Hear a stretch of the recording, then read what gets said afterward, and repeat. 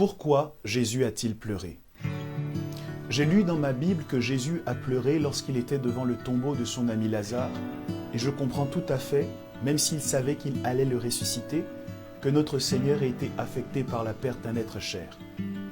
En revanche, j'ai beaucoup de mal à comprendre ce que nous rapporte Luc au chapitre 19, versets 41 à 44, où il nous dit qu'à l'approche de la ville de Jérusalem, en la voyant, Jésus a pleuré sur elle. Il ne pleure pas ici pour quelqu'un ou au sujet de quelqu'un, il pleure ici au sujet d'un environnement. Il pleure au sujet de quelque chose, constitué de forteresses, de maisons, d'édifices divers et variés. Il nous montre que si notre cœur est essentiel, ce qui est à l'intérieur de nous, l'atmosphère dans laquelle nous évoluons l'est tout autant. Souvenez-vous de Daniel. Daniel a prié afin que Dieu réponde pendant 21 jours à son besoin de comprendre les visions qui lui avaient été accordées. Le cœur de Daniel n'avait aucun problème. Mais dans l'atmosphère de Daniel, le prince de Perse s'est levé et il a fait opposition à la réponse qui lui avait été envoyée.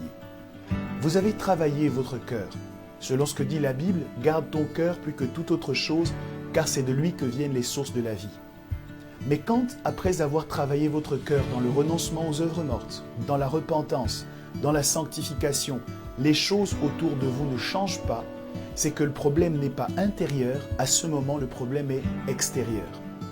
Jésus pleure sur Jérusalem parce qu'il y a une atmosphère d'incrédulité, de méconnaissance à son sujet qui prévaut à ce moment. Il pleure sur cette ville parce qu'elle ne connaît pas les choses qui appartiennent à sa paix, parce qu'elle manque le temps de sa visitation. Quand Jean-Baptiste vient pour annoncer la venue du Seigneur, il ne prêche pas dans les villes où il y a des gens, il prêche dans les déserts parce que le cœur des gens n'est pas sa cible. Sa priorité, c'est l'atmosphère. La maison dans laquelle vous vivez possède une atmosphère qui peut être soit un allié, soit un adversaire dans les choses que Dieu veut vous communiquer. Votre atmosphère peut interférer avec ce que Dieu veut faire. C'est pourquoi vous devez soigner cette atmosphère. Josué a dit « Moi et ma maison, nous servirons l'Éternel ». Veillez à ce que le lieu où vous résidez soit un environnement propice à la manifestation de la gloire de Dieu. Comment?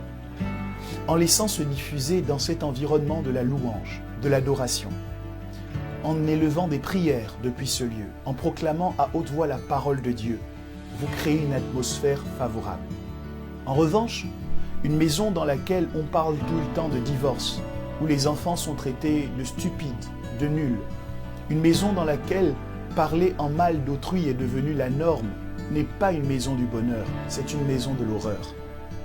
Le seul moyen pour vous de faire que vos prières ne soient pas bloquées par le plafond de votre maison, c'est de travailler cette atmosphère. Une coupe est propre parce qu'on en a lavé l'intérieur, mais également l'extérieur.